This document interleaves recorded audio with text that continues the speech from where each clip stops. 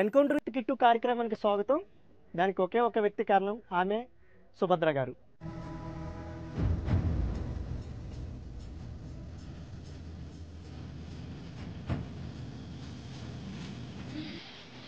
మా నాన్నగారి పేరు అరబీరు గాజీ, మా అమ్మగారి పేరు అరబీరు చంద్రకళ.